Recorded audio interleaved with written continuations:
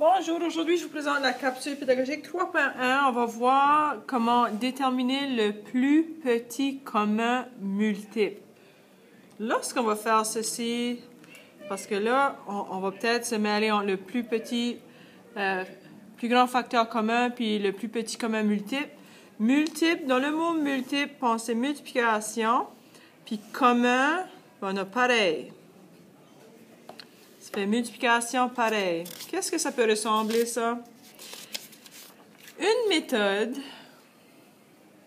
ou une façon de trouver le plus petit commun multiple de, disons, 21 et 45, je peux faire, OK, 21 multiplié avec 1, ça me donne 21. Mais 21 multiplié avec 2, ça me donne 42.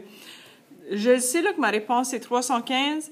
Il faudrait que je fasse des multiplications jusqu'à 15 pour trouver que 21 fois 15, ça me donne 315.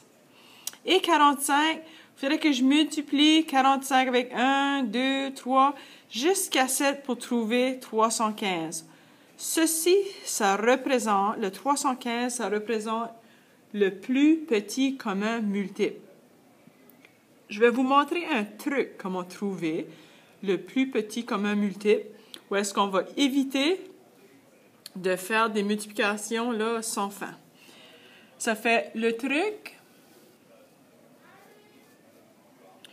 On va écrire la factorisation première. Ça fait qu'on trouve les facteurs premiers de chaque nombre.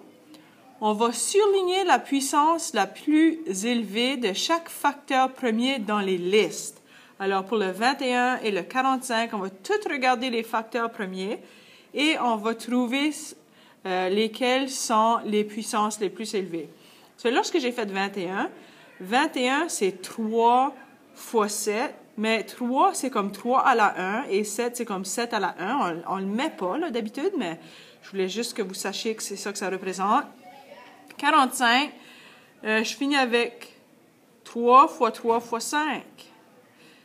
3 fois 3 ici, ça c'est, la puissance c'est 3 à la 2. Alors, je regarde. Pour le 21, j'ai un 3. Pour le 45, j'ai 3 à la 2. C'est ça la puissance la plus élevée. Alors, je vais choisir 3 à la 2. 7, j'ai seulement un 7, c'est 7 à la 1. Je vais prendre le 7 à la 1. Et le 5, c'est la même chose. Je dois choisir le 5, c'est le 5 à la 1.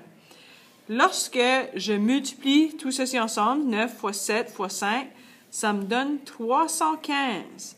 Alors, vous voyez, c'est beaucoup plus simple de trouver le plus petit commun multiple de cette façon-là que de faire plusieurs multiplications pour essayer de trouver c'est quoi le plus petit commun multiple. De nouveau, ici, j'ai 28 et 52.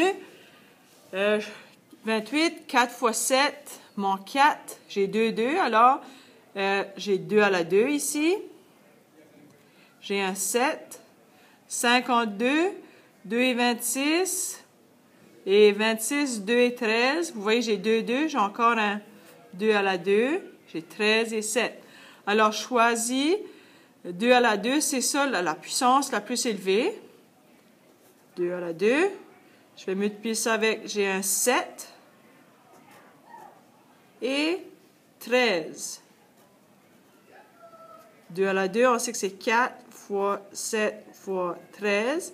Et lorsque je fais la multiplication, le produit est 364. Vous allez voir, là, en bas ici, j'ai mis les réponses parce que ça peut être, lorsqu'on le pratique, là, ça peut être un petit peu plus complexe ou on va peut-être se tromper dans les divisions, là, mais c'est pas grave. Alors ici, 38 et 42, vous allez pratiquer, trouver les facteurs premiers, ressortez les facteurs premiers qui ont les puissances les plus élevées.